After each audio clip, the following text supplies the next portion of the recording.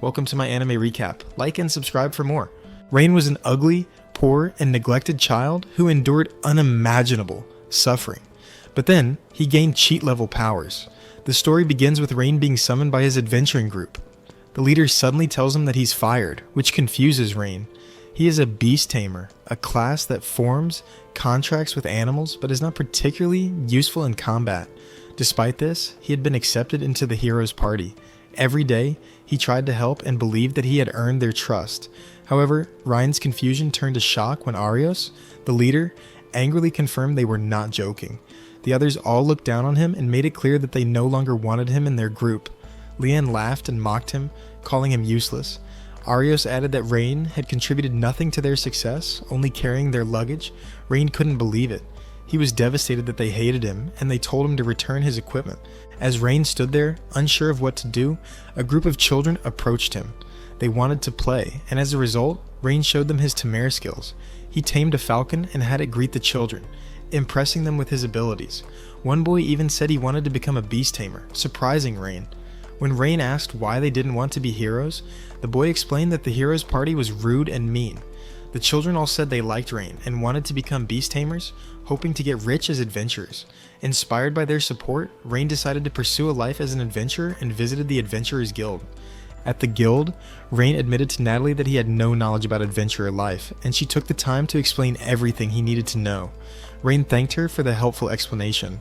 When Natalie asked about his class, Rain replied that he was a beast tamer. Her question made him remember Leanne's harsh words. Later, Rain took a test to register as an adventurer, which was required by the guild to ensure that all adventurers were capable and wouldn't damage the guild's reputation. Rain's first task was hunting goblins, and he successfully defeated them using his skills. He thanked a squirrel for its help as he gathered the item drops. On his way back to the guild, he heard a scream and ran into the forest. There, he saw a huge killer tiger, a D-rank monster, preparing to attack a hot cat girl. Rain tried to save her by attacking the tiger with his knife, but his sword immediately broke. The tiger then turned to attack him. Rain urged the girl to run, preparing to sacrifice himself to buy her time to escape. However, the girl didn't run away. Instead, she leaped into the air and defeated the monster with a single powerful kick. Rain was in awe and soon realized that the girl belonged to one of the rarest species in the world. She was a cat spirit.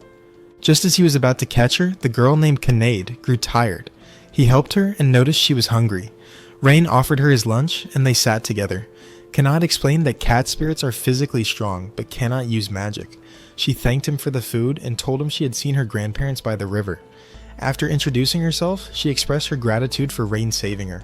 Kanade also shared that she was part of a rare species that lived secluded in the mountains, and she wanted to see the world. She was happy to have met Rain. Kanade soon learned that Rain had been kicked out of the hero's party. She became angry at how unfairly he was treated, but Rain assured her he wasn't sad anymore. He thanked her, and she enjoyed being petted by him. Then, Kanade complimented Rain, saying he wasn't weak. She suggested that he could tame her as his confident that he had the power to do so. Though uncertain, Rain was encouraged by Kanade's words. As he remembered the helplessness of his childhood, he decided he wanted to become stronger. However, more than just gaining power, his true desire was to get to know Kanade better. Rain then decided to attempt to tame her. He formed a blood pact and sealed the familiar contract, successfully taming Kanade. She was now bound to him as his partner. Kanade was happy to see the contract on her hand, and Rain excitedly looked forward to their adventures together. Before they returned to the guild, Rain needed to complete his adventurer test. He tamed a cute bunny to help him gather medicinal herbs. To his surprise, he was able to tame multiple bunnies, a skill no beast tamer was supposed to possess. Kanade was shocked by this, asking where he learned such an abnormal skill. Rain explained that all beast tamers should be able to tame more than one partner, though he was unaware of his uniqueness. After completing the test and gathering all the herbs, Rain passed his entrance exam to become an adventurer. Natalie congratulated him, and he received a small reward. She also motivated him to keep improving. Meanwhile, Kanade was happy for Rain, proud that he was now an official adventurer. Rain immediately expressed his desire to start a quest, but before he could, a man appeared. He looked at Kanade in awe and started harassing her. When Kanade refused to speak to him, he called Rain a weakling. Kanade grew angry, declaring that Rain was her master because he tamed her. The man laughed and mocked Rain, claiming that a weak beast tamer could never tame a godlike spirit. He then challenged Rain to an arm wrestling match. Rain accepted, determined to protect Kanade. The The man thought he would win easily, but Rain immediately defeated him. Natalie then appeared and apologized for the adventurer's behavior. The man, now injured, tried to pull on Natalie's dress, but she hit him with a table. She apologized for scaring them, though Rain was surprised by his newfound strength. Kanade explained that his strength came from their familiar pact. Rain, stunned, realized that he didn't know about this power, since no one had ever tamed an ultimate species before. Later, Kanade gathered medicinal herbs but felt disheartened, having imagined adventuring differently. Rain reassured her that he was still an F-rank adventurer and needed more experience. The bunnies quickly collected enough herbs, and Kanade was amazed that Rain had finished so quickly. However, she was annoyed when the bunnies looked down on her for being slower. Just then, they heard a scream. Bandits were threatening an old man. Kanade recognized the bandits as a dangerous group and said they needed to act quickly. Rain, determined to help, decided to fight them off with Kanade's support. Together, they defeated the bandits and Kanade saved the old man. Afterward, Kanade realized that Rain was a special beast tamer. Before the fight, she had been worried that her powers might be too much for Rain's body, but seeing him control her strength so well filled her with pride. She couldn't stop staring at him, her heart racing. After defeating the bandits, Kanade said they should get back to the guild and make kittens. Rain, still unaware of Kanade's feelings, didn't notice that she had developed a crush on him. The old man thanked Rain for saving him, though he was worried about possible revenge from the bandits. Rain decided to capture the remaining bandits, despite Kanade's concerns about the group's size. He assured her he had a plan and soon located the bandits' hideout. Kanade, frustrated at not being able to help, cheered up when Ryan joked about it. Then Rain revealed he could also tame insects, having once learned to control them as well. Kanade was once again amazed at his abilities and was impressed by his uniqueness. Rain ordered Kanade to go to the city for help, and she reluctantly left. Meanwhile, Rain tamed hundreds of bees and prepared to confront the bandits. Leanne and Mina, members of the heroes' party who were supposed to protect the old man, had fled. Leanne was angry, believing the new beast tamer to be useless. However, when she learned that Rain had tamed hundreds of bees, she was surprised. Still, she refused to believe he was as powerful as he claimed. She threatened to kill him if he told anyone about their failed quest. Rain used his bees to paralyze all the bandits, and Kanade soon arrived with reinforcements. The adventurers praised Rain, although the knights refused to help. Rain, proud of his victory, praised Kanade for her help. However, the ground suddenly shook and strong monsters appeared. To Rain's shock, they were king lizards. The bandits tried to control them, but were immediately attacked by the creatures. Rain and Kanade worked together to subdue the king lizards, preventing them from causing further harm. Rain told the adventurers to evacuate everyone as he and Kanade fought the monsters. When they emerged from the cave, after defeating the king lizards, everyone celebrated their victory. At that moment, Rain realized that he was no longer useless. He looked forward to his future adventures with Kanade by his side. Right after the bandits were captured, Ryan was commended by Natalie and promoted to E-rank adventurer. They were rewarded with money too. At the inn, they found out there was only one room left. Rain was led to the available room with Kanade, and he immediately got nervous about losing his virginity. Flustered, Rain suggested he could sleep outside, but Kanade stopped him. Rain tried to play the gentleman, saying he was still a guy after all, but Kanade smiled and told him she wasn't afraid of him. She trusted him. Rain gently explained that it was dangerous to be so trusting toward others, especially strangers. Kanade looked down, a bit hurt, and replied that she wasn't that naive. She didn't trust just anyone, she trusted him because they were friends. Her words convinced Ryan, and he finally agreed to stay in the same room. In the middle of the night, Kanade watched Rain sleeping and thought he looked adorable. She felt grateful to have met someone so kind. As a rare member of the ultimate species herself, she lived in solitude, never trusting anyone, until she met Rain. He wanted to help her without expecting anything in return. Kanade knew Rain had trust issues of his own, and she silently promised to help him heal from the past. A week passed, and Rain and Kanade were out enjoying their days as adventurers. Rain genuinely enjoyed spending time with her. One day at the guild, they learned of a rogue causing trouble on Stride Bridge. Natalie urged Rain to take the job, mentioning that there was a hefty reward. 2 hours later, they arrived at the bridge, looking for the mysterious criminal called Guard Dog. Rain wondered why none of the stronger adventurers had accepted the quest. Just then, Kanade glanced upward, and they spotted a massive dragon flying overhead. The creature landed on the bridge and revealed itself to be a dragon girl with powerful WMDs. She issued a challenge to Rain and Kanade. Rain, stunned, asked if she was the so-called Guard Dog. The dragon girl introduced herself as Tanya, another member of the ultimate species. She said she was looking for strong fighters to help with her training. Rain doubted their chances against a dragon, but Kanad encouraged him. The battle began with Tanya launching an attack. Rain blocked it, but the sheer force pushed him back. Tanya was impressed by his reaction and responded by breathing fire at both of them. Rain narrowly dodged, but Kanad got hit. Furious, she charged Tanya, and they began trading punches. Rain jumped in to support her, aiming for an opening. Tanya blocked their combined strike and counterattacked with a powerful blast of fire. Rain and Kanade barely managed to dodge it. Tanya was impressed by their teamwork. Then Rain came up with a plan and asked the Kanad to buy him time. She unleashed her cat spirit Gatling technique to distract Tanya. Rain ran behind the bridge, using his cheat powers to locate a bird. Using his elite beast Tamare abilities, he bonded with it. He returned to the battlefield and signaled Kanad. Tanya was suddenly swarmed by birds. Her legs buckled as paralysis spread through her body. Rain explained that the birds were coated in a mild venom that numbed movement. With no strength left, Tanya conceded, Rain and Kanade had won. Rain then asked Tanya if she'd like to travel with them. She stared at his face for a moment and sensed that he was someone worth trusting. Kanade teased her, saying naughty girls deserved punishment. Later, at the guild, Rain reported that the guard dog had been defeated. Natalie asked about Tanya. Rain said she was just a friend. Tanya almost blurted out her identity as a dragon, but Rain stopped her and took her outside.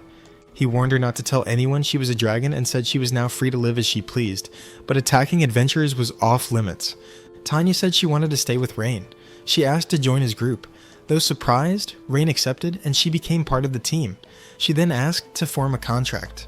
Rain agreed and activated his advanced Beast Tamare skill. A large glowing circle connected his mana with Tanya's. A symbol appeared on her hand. She beamed with joy at being bound to Rain and officially welcomed him as her new master. That evening, elsewhere, the heroes' party sat in misery after failing their mission without Rain. Ario suggested they bring him back, assuming Rain would grovel for a second chance. Back at the inn, the girls were bickering over who got to sleep next to Rain. The following day, Rain took a mission to deal with slimes. The girls decided to help. Slimes are only F rank, so most adventurers ignored them, but these pests were destroying farmland. Kanade hated how sticky they were. Rain looked at the girls. Despite their arguments, they were getting along. Using his Tamare senses, Rain located the slimes.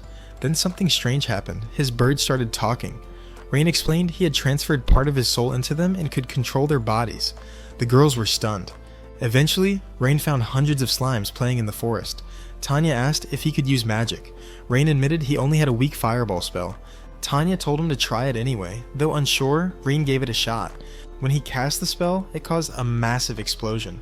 Tanya explained that the contract with Kanad had granted him great physical strength, and now, through bonding with Tanya, he also had dragon powers.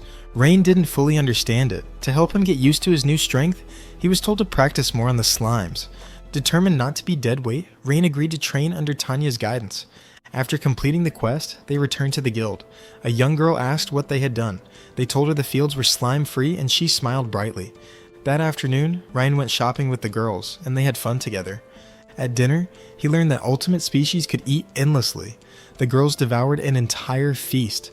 Rain thanked Tanya for helping him control his powers. Curious, the girls asked where he learned the beast taming.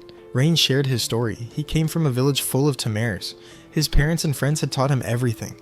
Sadly, the village was gone. Kanad looked down, feeling sorry for him. Rain said it was fine, but the girls told him he didn't have to share anything if he didn't want to. But Ryan felt he could trust them, so he continued. His parents were always busy, so he practiced alone. One evening, he noticed the sky was glowing red. He ran back to the village and saw it had been reduced to ashes. He was the only one who survived. An adventurer eventually found and took him in. Several years slipped by until one day Ryan crossed the paths with Arios, the leader of the heroes' party. Rain mentioned that he had once been invited to join the group and had accepted, believing he could stop the kind of tragedies he'd endured in the past. Sadly, he misjudged the situation. Reality turned out to be harsher than he expected. Kanad noticed Ryan trembling and asked aloud why he always rushed headfirst into danger. She was relieved to understand that Ryan always acted this way, putting others before himself without a second thought. Encouraged by his companions, Rain smiled as the girls reminded him how much they loved him as their amazing master. Tanya and Kanad were eager to make the heroes' party pay, but Ryan insisted he held no anger toward them. In the days that came, Rain and the girls went out hunting orcs. Kanade challenged Tanya to see who could defeat more. Tanya took down several creatures, and Rain noted that orcs while not as strong as goblins, were far more cunning. After their fight, he warned the girls not to drop their guard, but Tanya didn't believe any orc could possibly best her. They continued battling more orcs, with Tanya and Kinnaid managing to overpower quite a few. Then Tanya discovered a surviving orc and, letting her confidence get the better of her, fell into its trap. The orc tried to ambush her from behind. Rain jumped in to protect her, taking a knife wound to his arm in the process. Afterward, Rain planned to gather the runestones, but Tanya was weighed down with guilt for putting Rain in harm's way. Later, Rain received his reward, but he noticed that Tanya seemed unusually quiet. She felt ashamed of her lapse in judgment. A small girl approached, asking what they had defeated that day. When the child noticed Tanya looking sad, she guessed Tanya had gotten hurt. After chatting with the girl, Tanya thought about her words, realizing that Rain's warning hadn't been criticism, but concern. Still, Tanya found it hard to look Rain in the eye, but just then, he appeared beside her. She apologized for ignoring his advice, and he said both he and Kinnaid were just grateful she was safe. They returned to the inn, and Tanya couldn't stop thinking about Rain. Watching him sleep, she felt something she hadn't felt before. In that moment, she realized she was falling for him. It shocked her that she could develop feelings so quickly, but deep down, she knew she wanted to stay by his side forever. A few more days went by, and Tanya brought up the idea of Rain buying better gear. Kinnaid's stomach growled, and Rain promised that they'd grab lunch first. But suddenly, he froze. His old party member stood right before him. Rain tried to act like he didn't see them, but Arios hurled an insult, calling him weak. Tanya immediately stepped in, telling Arios to cut it out. Arios noticed Rain had two of the legendary species with him. It became clear that Kinnaid and Tanya were Rain's allies, not just pets. Kinnaid grew furious when the hero's party treated Rain like their servant. Then, they brought up Rain's last mission in the Lost Woods. Arios explained that the group couldn't reach the forest's end because the paths kept changing. They asked Rain for help again, treating it like an honor to be asked. Rain refused and prepared to return to town. That's when Mina revealed something surprising. A noble relic was hidden in the Lost Woods, a vital tool needed to defeat the Demon King. Without these magical artifacts, the hero party would fail.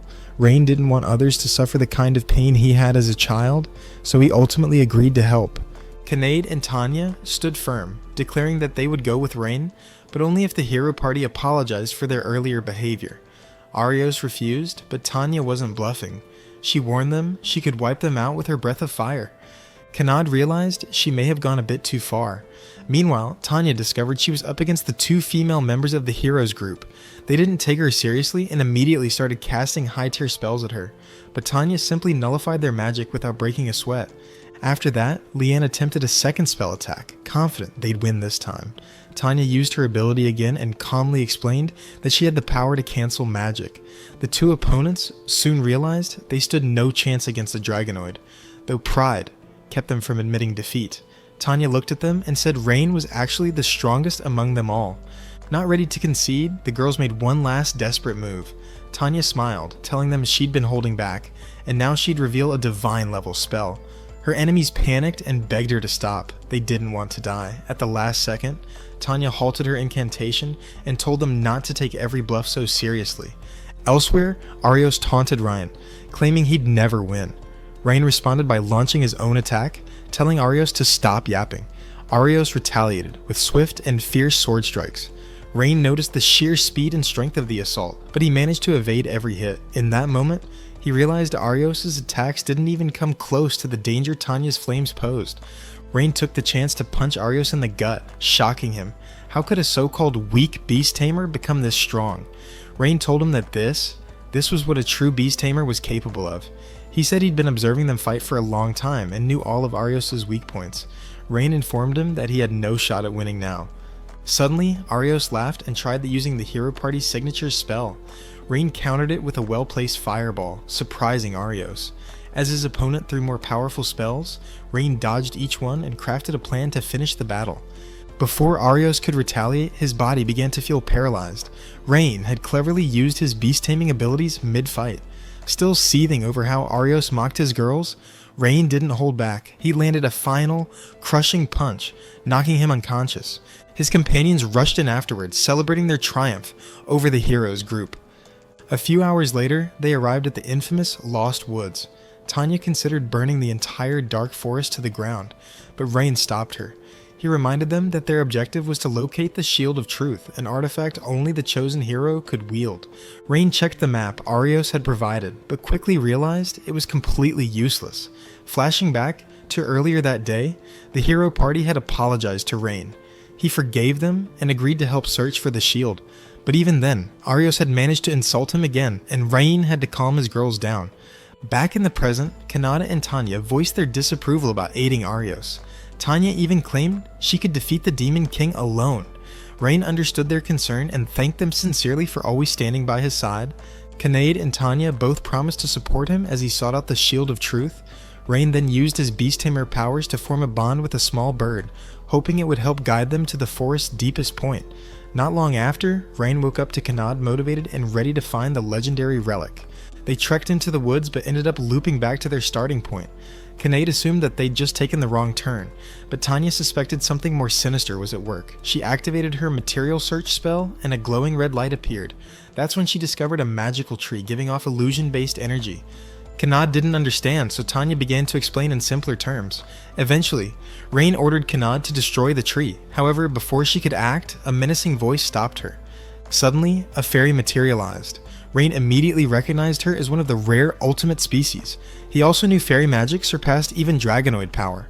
Fairies had long disappeared, vanishing for over 200 years, and they held deep resentment toward humans. Rain tried to speak with her, but she demanded they leave at once. She then prepared a devastating spell, forcing them to flee. Kanade was confused. She'd always thought fairies were kind, gentle beings. Rain suspected that something was being hidden behind that barrier. After all, fairies hadn't interacted with humans in centuries. Tanya considered destroying the barrier, but Rain suggested he give diplomacy another shot. Kanade and Tanya agreed to back him up, and neither was surprised by Rain's choice. The fairy unleashed a fierce spell, but she was shocked when Rain didn't dodge or run. His stillness made her pause. She realized Rain wasn't like the humans who had destroyed her home 2 centuries ago. Even so, she didn't trust him right away and hit him with another attack. This time, his companions jumped in to protect him. They insisted they wouldn't let Rain be harmed. Kanade stepped forward, trying to reason with the fairy, explaining that Rain was genuinely kind-hearted. Eventually, their sincerity broke through the fairy's suspicions. She finally agreed to hear Rain out. The fairy, who introduced herself as Sora, learned that Rain was looking for the Shield of Truth on behalf of the hero. However, the barrier surrounding the area was preventing their progress. Sora explained that removing the barrier would expose the entrance to the fairy village, something they had long tried to protect. Just as things seemed stuck, Sora suddenly vanished. Moments later, she returned, with the Shield of Truth in hand. Somehow, she had retrieved it without having to break the protective seal. Rain was stunned by how smoothly it all went and promised to repay her for her help. She refused any favor, but Rain noticed she seemed quietly sorrowful. Before they departed, Rain asked Sora if something was bothering her. She hesitated to tell him, afraid it might put him in danger, but Rain insisted he truly wanted to help. Encouraged by his words, Sora finally decided to share her story. She revealed she once had a younger sister who meant the world to her. Together, they protected the barrier that shielded their village. One day, they sensed a terrible presence in the forest and decided to leave the Lost Woods to investigate. That's when they encountered a monster allied with the Demon King's army. They tried to fight it, but their magic didn't work. The creature, a Shadow Knight, managed to capture Sora's little sister Runa. Rain had heard of such monsters, ones capable of nullifying all forms of magic. The Shadow Knight demanded that Sora lower the barrier, threatening to harm Runa if she didn't. She refused, unwilling to endanger the rest of her people. Sora reported everything to her village chief, hoping for help, but he chose to abandon Runa, believing the safety of the many outweighed the life of one. Sora was devastated. Rain, moved by her tale, promised he would rescue Runa. His vow brought Sora to tears. She entrusted Rain and his team with the mission, explaining that they had only until sundown. After that, her sister would be executed. Soon after, they found the Shadow Knight and launched their assault. Rain opened with a fireball, spell to distract the enemy. With the Knight's focus on him, the others closed in with physical strikes. The Shadow Knight was surprised by their tactics and briefly mistook Rain for the hero. When the Shadow Knight aimed a deadly blow at Runa, Tanya jumped in and blocked it. Rain praised her, making her blush. Kanade and Rain then teamed up, combining their skills to land coordinated attacks. Even so, the Knight managed to endure them. Then the enemy countered with a powerful windstorm. Rain told Kanade to stay back. He'd face the brunt while she delivered the finishing strike. He used his Beast Tamer powers to summon a swarm of bees to distract the Shadow Knight. The plan worked perfectly. While the knight swatted at the bees, Rain signaled Kanade. Rain amplified her strength with a spell that unlocked her full potential. With speed and fury, Kanade dashed forward and unleashed a devastating cat spirit punch. The knight couldn't believe what hit him. His body dissolved into light. Afterward, Kanade asked Ryan what spell he had used. He told her it was a rare Tame ability. Tanya arrived just in time to hear it and was equally surprised. It was a long-lost boost spell. Kanade celebrated with a victory pose, proud of what they had accomplished. Just then, Runa woke up. Rain gently told her that her sister had sent them. A few hours later, Sora and Runa were reunited. Sora thanked them tearfully for rescuing her sibling. Then, to Rain's surprise, Runa began playfully teasing him. Though the twins looked identical, their personalities were completely different. Kanade joked that they should live together from now on, but the fairies said they no longer wished to remain in the forest. Rain warned that the outside world could still be dangerous. That's when Kanade suggested the fairies join their party. To his astonishment, both girls agreed. They even wanted to form a familiar contract with Rain. Unsure whether he had what it took to tame fairies, Rain hesitated. Tanya assured him he could do it. Rain began forming the magical bond, recalling the structure for taming high-level magical creatures. He activated his Beast Tamer ability, drawing a glowing magic circle. At that moment, the fairy twins accepted his offer. With the pack sealed, they became Rain's newest familiars. Everyone cheered, though Rain was completely drained of mana from binding two ultimate species at once. Kanade and Tanya suddenly realized that they had new rivals, girls who might steal Rain's heart. The hero party had always treated Rain like garbage, so they were shocked when he found the Shield of Truth in just 2 days, something they had failed to do in over a week. Mina double-checked the artifact and confirmed it was genuine. Ario spotted the twin fairies with Rain, but Rain calmly told him it was none of his concern. He took his reward and was just glad he wouldn't have to interact with them anymore. Suddenly, Agath stopped him. He asked Rain if he'd consider rejoining the hero party. Arios immediately protested, but Agath began explaining why they needed Rain's help. Surprisingly, the rest of the group agreed. They didn't even try to deny that Rain's skills were irreplaceable. Agath added that he'd treat Rain and his companions better if they ever worked together again. Rain remained silent until Kanade appeared. She told him the girls were waiting on him. That snapped him back to reality. He turned down the offer without hesitation. He'd rather enjoy life with his new harem. My dog! As he walked away, the others began murmuring and gossiping about him. Arios, meanwhile, stewed in silence. His hatred toward Rain only grew stronger, because Rain had bested him in every way. Later, the girls chatted about whether the Demon King could really only be defeated by the legendary hero. Rain shared a tale. Long ago, a man granted divine powers saved the world, earning the title of hero. Since then, people believed only someone like him could surpass all limits. Kanade scoffed, saying Arios was weak. Rain chuckled and replied that Arios might grow stronger eventually. Runa chimed in, saying Rain was already like a hero in her eyes, especially after forming contracts with them. Kanade joked that all Rain needed now was to tame more ultimate beings, and then even the Demon King wouldn't stand a chance. The girls firmly believed in him, but Rain admitted something quietly. He'd never dreamed of defeating the Demon King. He had always seen himself as too weak. Still, he added that maybe, just maybe, he could consider it someday. For now, he just wanted to spend peaceful days with the girls he cared about. Kanade said she'd always stand by him. Rain couldn't help but wonder which path he should choose next. Meanwhile, Arios was consumed with rage. His pride was in shambles, and he started plotting Rain's death. The next morning, Rain awoke to find all his girls asleep around him. As he tried to get it up, Tanya accidentally nearly punched him. They eventually all got up for breakfast, and Tanya brought up the idea of buying new gear. Rain agreed. It sounded like a perfect day to go shopping with his girls. They headed into town. Rain noticed that the twins seemed uneasy around the townsfolk. A group of adventurers suddenly approached and started praising Tanya, remembering how she'd beaten them in combat. Meanwhile, Kanade was gifted an apple by a grateful woman she'd helped earlier. Soon after, some curious kids gathered and assumed Rain had even more wives now. Runa blushed and thanked them for calling her and Sora pretty. Sora was about to show the children some magic tricks, but Rain stopped her. She got annoyed, and Runa reminded her that using magic would make her wings visible. Later, they entered the city's best weapon shop.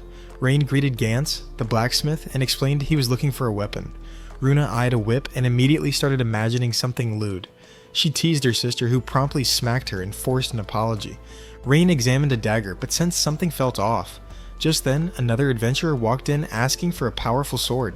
Gantz handed him one of his forge weapons, but Rain could tell it was a scam. The adventurer left, clueless but happy. Rain questioned the blacksmith, saying the weapons all felt subpar.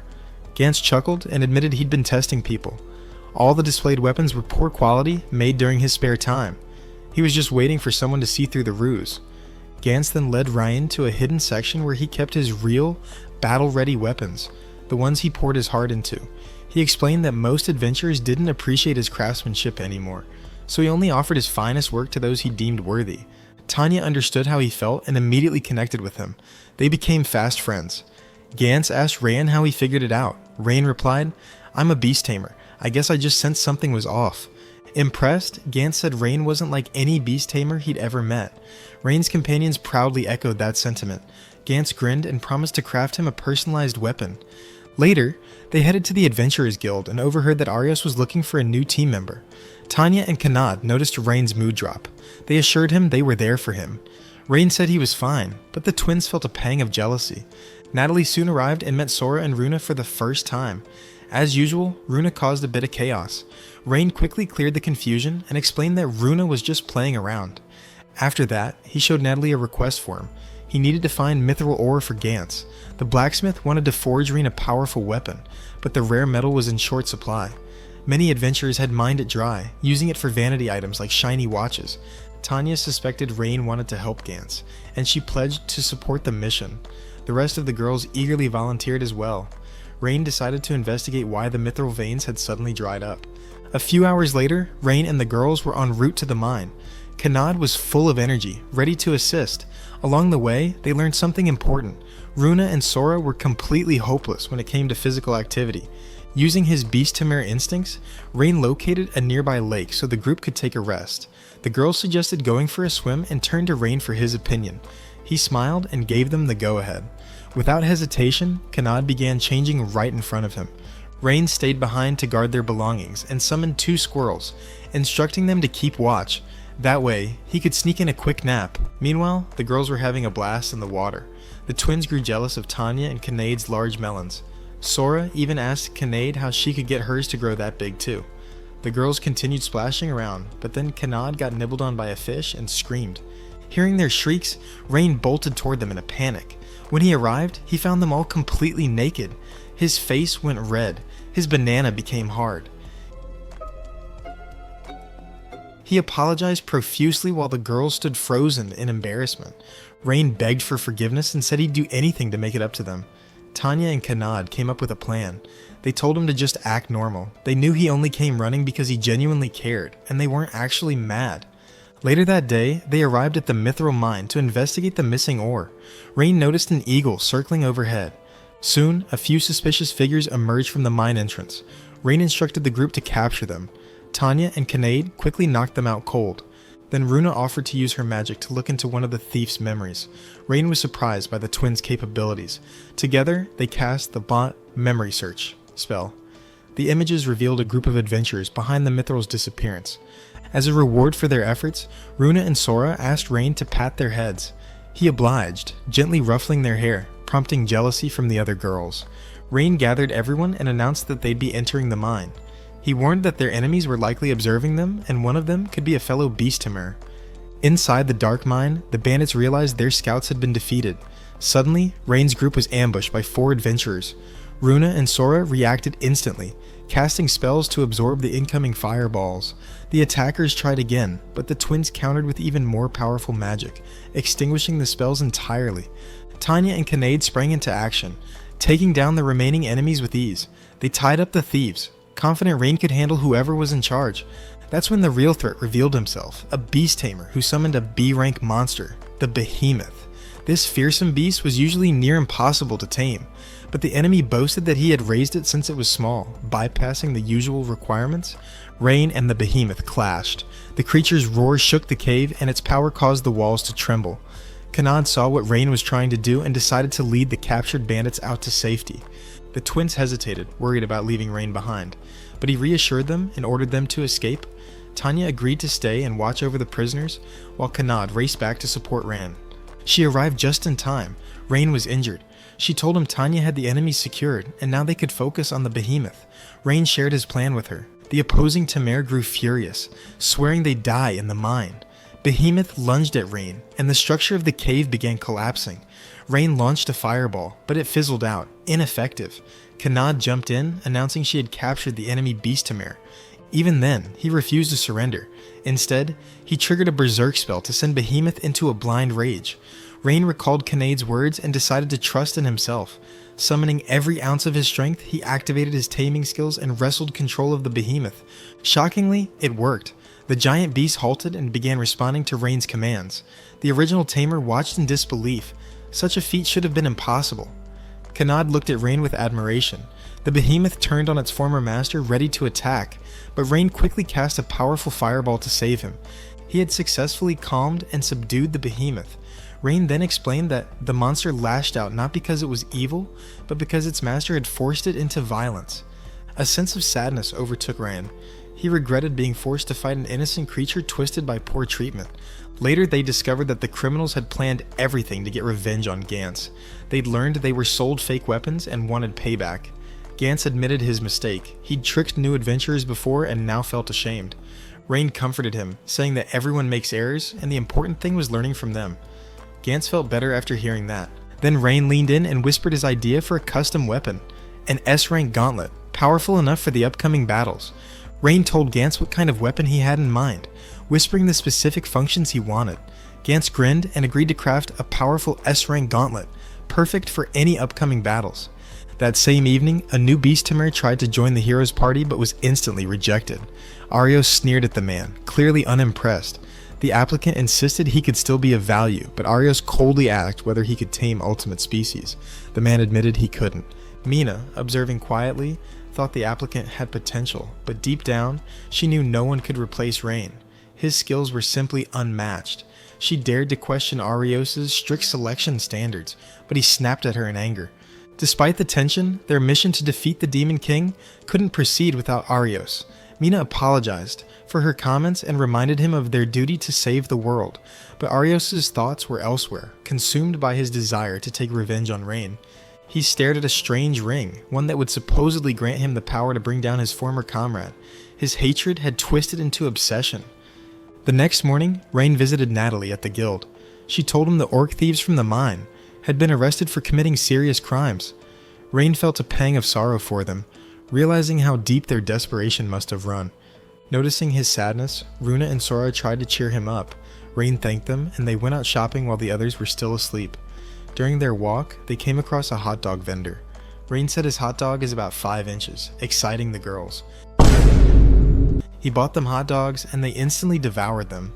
Rain smiled, seeing how much they enjoyed it, and promised to bring the whole group back later.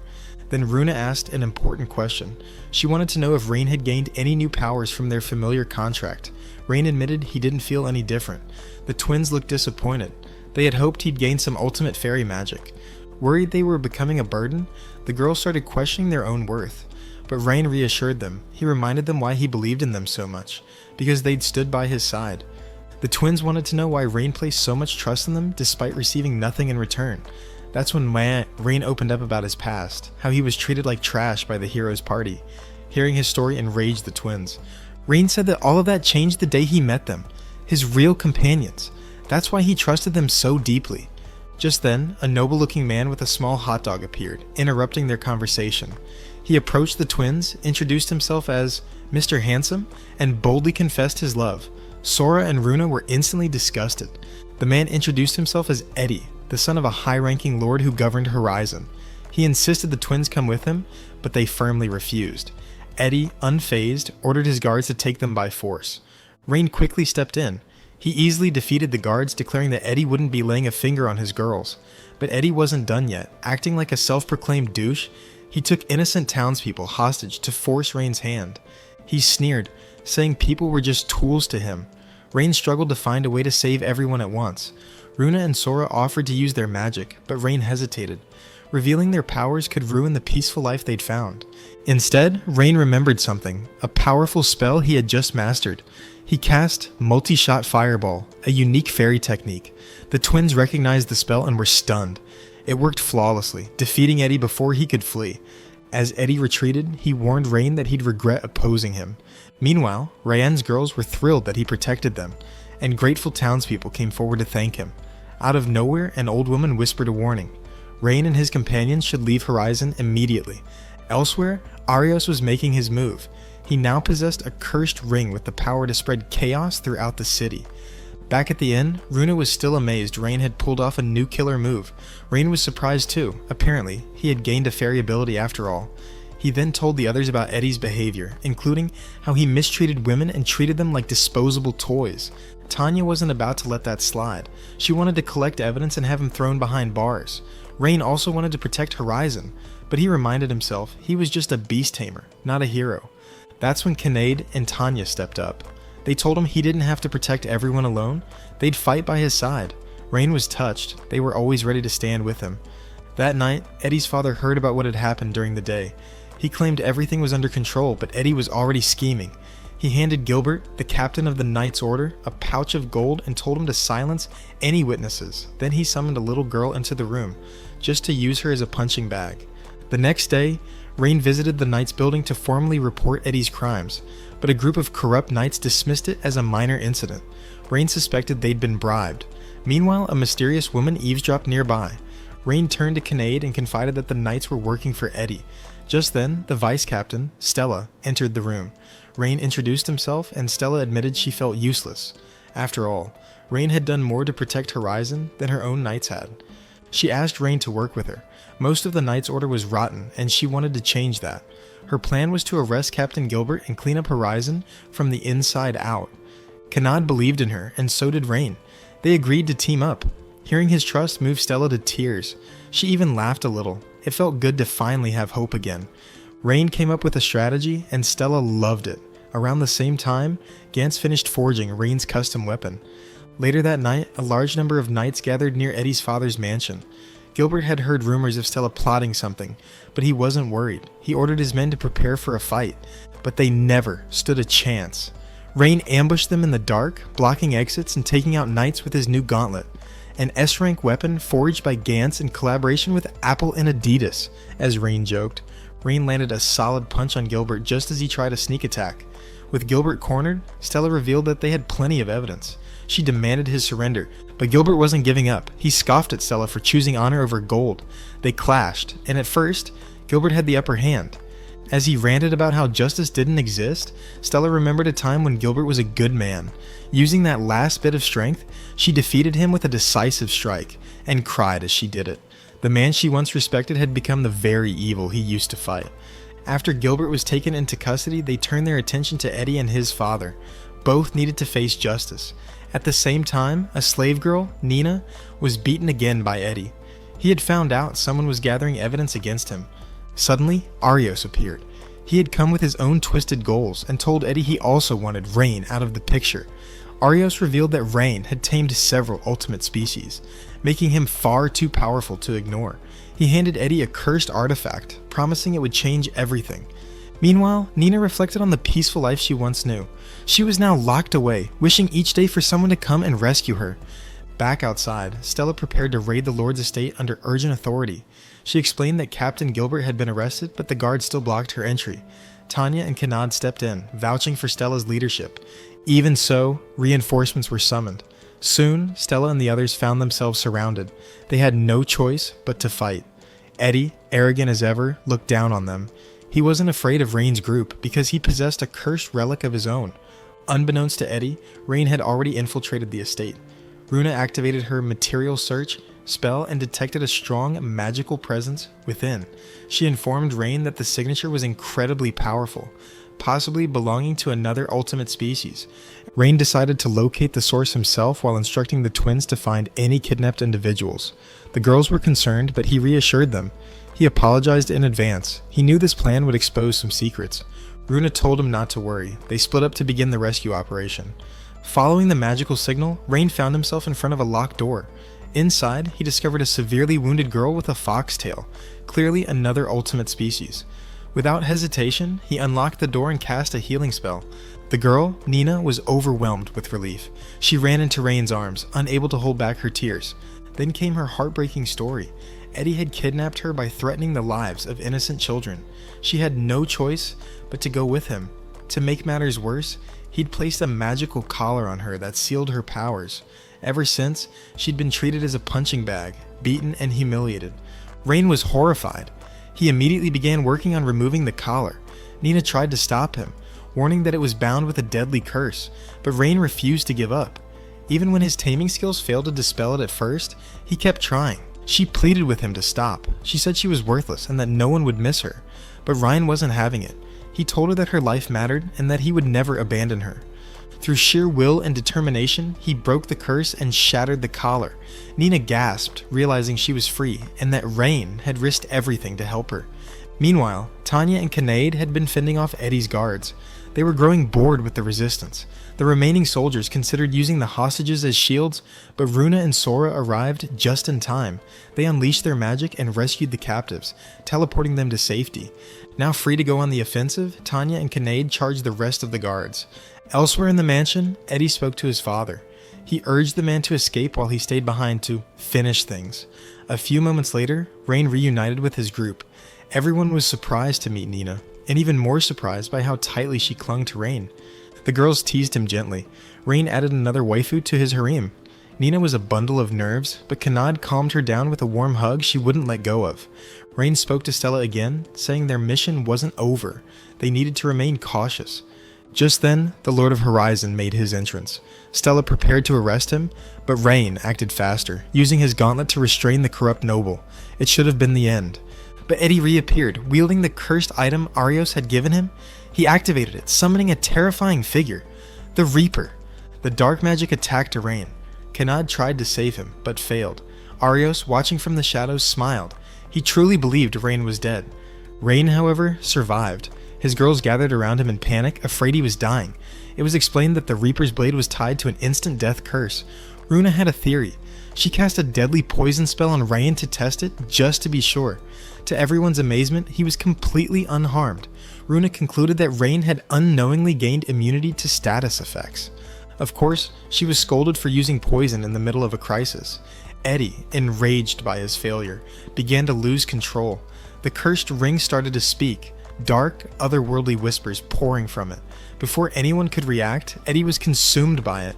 Rain, who had been quietly recovering, felt something shift. Suddenly, he transformed, fueled by determination and fury. His magic surged, and he unleashed a powerful fireball directly at Eddie. But it wasn't enough. Eddie's body had fused with the cursed item, now oozing with sinister black sludge. A monstrous voice echoed across the battlefield. A demon had emerged. The moment Rain saw him, a terrible memory resurfaced. He remembered the day his home was destroyed by a similar demon. The demon sneered and said he felt like wiping out everything. Then he took to the skies, flying toward Horizon. Rain realized that the demon wasn't targeting them directly. His aim was the entire city and everyone in it. The girls didn't hesitate. They told Rain they would help him fight. Nina also volunteered to go, but Rain gently told her she didn't have to. He promised he'd return safely. Then he and the others went after the demon. Meanwhile, the demon had already begun his assault. Magic explosions tore through the city. Rain and his team arrived and launched a counterattack. Kanad attacked first, followed by a series of combo moves from the others. Unfortunately, the demon easily shrugged off the barrage. Runa and Sora combined their powers, hitting him with a massive thunderbolt. Still, the demon stood unharmed. He scoffed at their efforts, mocking them as weaklings. Then, to their horror, he activated a dark ability, summoning demon hounds made from corrupted energy. Kanad led the charge again. Working as a team, the girls managed to wipe out the demon's pets. But it wasn't over. The demon summoned even more monsters. He then targeted Kinnaid and attacked her directly. She was injured, but Tanya immediately retaliated with her signature fire breath.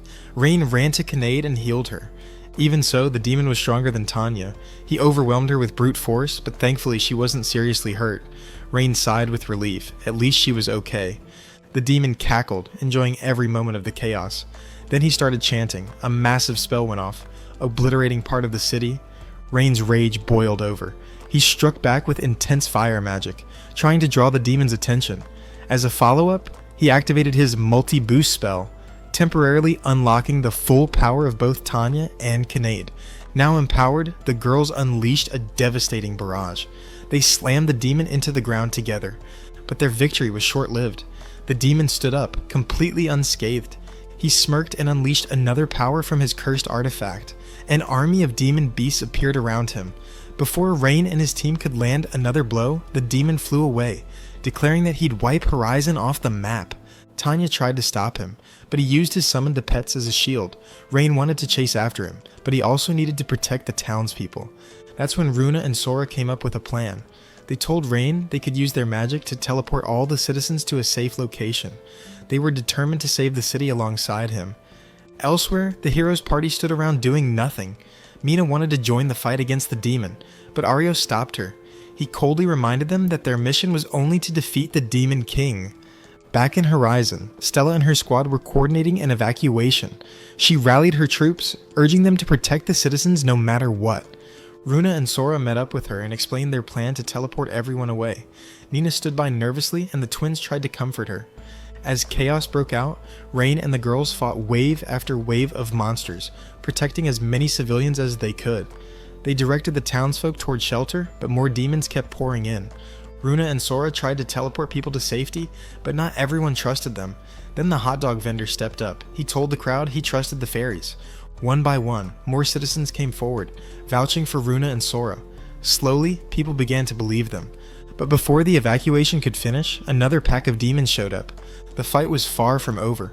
Rain expressed his deep gratitude to all who helped. Meanwhile, Runa and Sora successfully teleported the citizens of Horizon to safety. Seeing everyone working so hard, Nina made up her mind.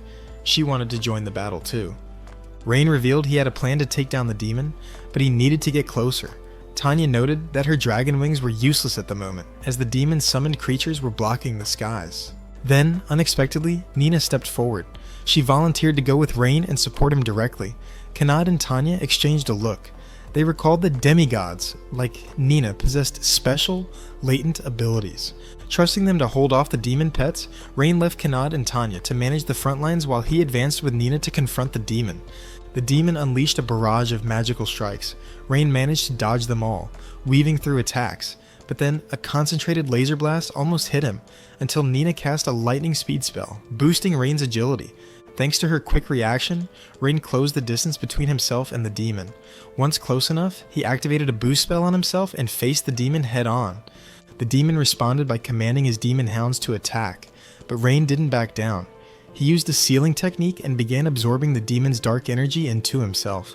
It was a dangerous move, one that allowed him to take control of the demon pets. But absorbing that much evil power was risky. The malevolent energy inside him threatened to consume his mind. Rain fought hard to resist it. Bit by bit, he gained control of the summoned beasts. The demon was stunned. He couldn't believe Rain had turned his own monsters against him. Fueled by fury, the demon prepared for one final attack. But Rain shouted, giving the command. The corrupted beast lunged at their former master. With a loud explosion, the demon's army vanished in a flash of light. The demon was overwhelmed. Though victorious, Rain was visibly drained. Nina, also exhausted from the intense spellcasting, collapsed. But just as things looked grim, Tanya arrived just in time to catch both of them. Together, Rain and his companions had saved Horizon. They stood there quietly for a moment, watching the first rays of dawn light up the city. Over the following days, Horizon began to rebuild. Stella and her remaining knights arrested the last of the corrupt guards. Kinade and Tanya helped repair damaged buildings. The city slowly returned to life. Rain looked around at the peaceful town and admired the girls by his side. Even now, he still thought of himself as just an ordinary beast tamer, but the others didn't agree. "You're anything but ordinary," they told him with a smile. A few days later, Nina approached Rain with a heartfelt request. She wanted to stay with him. Rain hesitated. He wasn't sure if he could handle another familiar contract with an ultimate species, but seeing how sincere Nina was, he made up his mind. He activated his beast taming powers and summoned a glowing magic circle. Nina stepped forward and accepted the pact, officially becoming his newest familiar. The contract was sealed and the others welcomed her warmly into the family. Later, Rain visited the Adventurers Guild and ran into Stella again. Natalie was there too and mentioned that she and Stella had been working on a joint project. Stella had become the new captain of the Knights Order. She expressed her gratitude to Rain and his group. If it hadn't been for them, Horizon would have been destroyed. A few moments later, Rain learned he'd been promoted to SS rank adventurer. He was stunned. Natalie explained that defeating a demon qualified him for such a rank. She also mentioned he'd be receiving a hefty reward for his efforts. Then she noticed Nina for the first time. She found her absolutely adorable, until she realized that Nina was a demigod. Her surprise grew, especially once she saw how kind and gentle Nina was despite her power. Rain commented that their party had grown large, and their current rooms were getting cramped. Natalie suggested they buy a house big enough for all 6 of them. The girls loved the idea. Rain agreed, and they spent the next day touring potential homes. After checking out several places, Natalie led them to the final property. The house was perfect, spacious, cozy, and well located, but Tanya found it strange that Natalie had saved it for last. That's when Natalie revealed the twist. The house was rumored to be haunted. Kanad turned pale. She was terrified of ghosts. Nina tried to reassure her, saying ghosts weren't that scary. Natalie explained that the spirit inside only played pranks and hadn't harmed anyone. Kanad was still shaking, but the others weren't too concerned. Rain declared that they'd at least inspect the place. Natalie, clearly not interested in going inside, wished them luck and stayed behind. A few minutes later, Rain and the girls entered the house.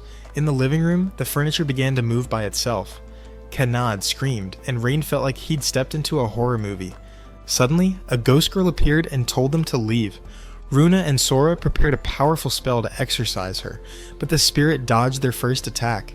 The twins quickly began charging a stronger astral spell, and the ghost realized she might be in real trouble. Tanya, meanwhile, noticed that the ghost wasn't attacking. She seemed to only be playing around. Sensing mischief, the spirit decided to tease Kanad, the most frightened of the bunch. But then something unexpected happened. Kanad, overwhelmed by fear, lashed out and actually managed to hit the ghost. Stunned, the spirit backed off. The twins activated a magical barrier, trapping her in the room. Tanya calmed Kanade down until she regained her composure. Rain stepped in and did something surprising. He spoke gently to the ghost. He revealed he had just learned how to tame spirits. The ghost girl's body glowed and she lost control of her form. She sighed in defeat. Rain introduced himself and the ghost responded in kind. Her name was Tina. She had died 30 years ago. When Tanya asked how she passed away, Tina explained that the former owner of the mansion had murdered her. Rain looked over at Kanad and asked if she was still scared. She said she'd try her best to get along with Tina. The girls could already tell what Rain was planning. He offered Tina a place in their home. She was shocked but touched. The others explained that Rain was always like this, inviting strays into his heart and home. Rain smiled and said he hoped she'd join them in making the mansion feel like a real home.